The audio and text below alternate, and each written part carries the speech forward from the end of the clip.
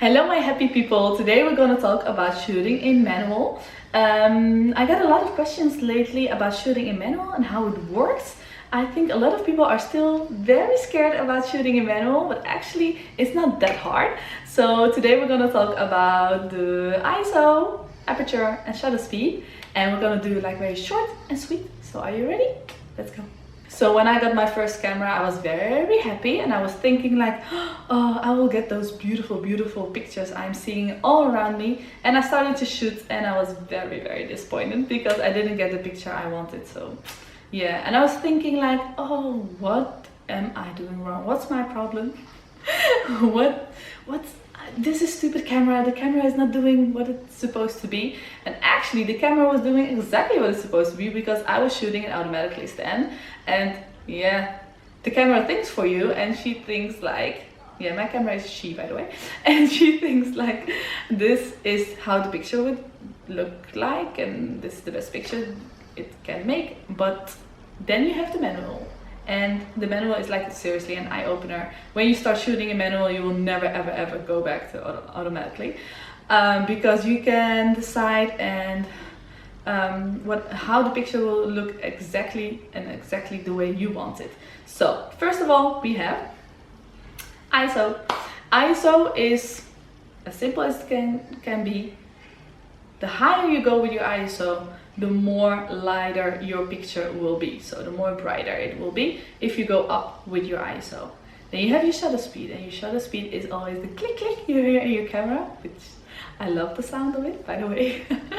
The shutter speed is how quick or how slow the shutter in your camera will close. So if you have it around, let's say 60, it will close very slow. If you have it around like 125 or 250, which is my favorite most of the time, it will go like click, and that's most of the time what you want, because especially if I'm capturing like dancing people or maybe even children, you have to have a shutter speed who close very quick, otherwise you have like the movement, and that can also be very beautiful, but if that's not what you want in your picture, it will be totally different. So the shutter speed is how quick your camera closes. Then you have the third, and that's aperture. And aperture is really my favorite. With aperture you can create those beautiful blurry background, those beautiful like dreamy soft black backgrounds. And it means like if you have your aperture at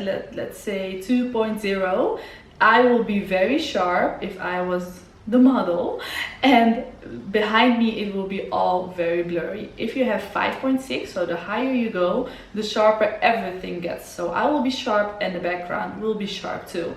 And sometimes that's what you want, especially if you have like a group of people you want to take a picture of. But most of the time I'm shooting at 2.0 because I love the blurry background. Hey, resume, you have 3 and it's a triangle, so it's all connected with each other. You have ISO. The higher you go, the brighter your picture. You have shutter speed. It depends on which number you choose. So it will be closing very slow or very quick. And you have your aperture, and your aperture is all about the blurry background.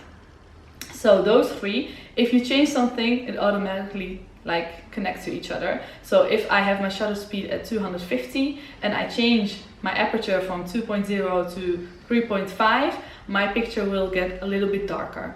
If I change my shutter speed to like less than 125, it will be a little bit brighter. If I change my ISO from 100, let's say, to 400, it will get also like a little bit brighter. So you have to play with those 3 every time to get exactly the right picture you want and the picture you have in your head.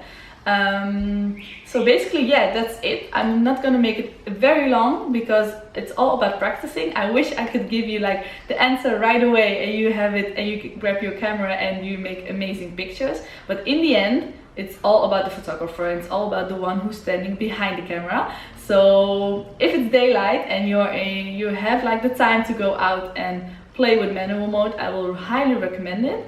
A quick tip: if you go out, go with the lowest aperture you can go. Like it depends on which lens you have, but if you can go with 2.0, please do. If you can go with 5.6, 4, it doesn't matter, go as low as possible. Keep your ISO as low as possible too, because especially if it's sunny day like today, you don't need that much light, and play with your shutter speed. Start like at 125. If it's too bright, if you get too much light in your picture, if your picture is very bright and you don't see anything but light, it means you have to go up. Your shutter speed has to close quicker, so you will get less light in and your picture will be amazing. So try to play with those three, and I would be very honored if you shared your picture with me. So if you're on Instagram, please hashtag Miss Smile Photography. Follow me also on Instagram, because soon I will be having a workshop about shooting in manual and how to work with your camera. So follow me on Instagram, it's Miss Smile Photography, and I hope to see you there. And don't forget, keep on smiling.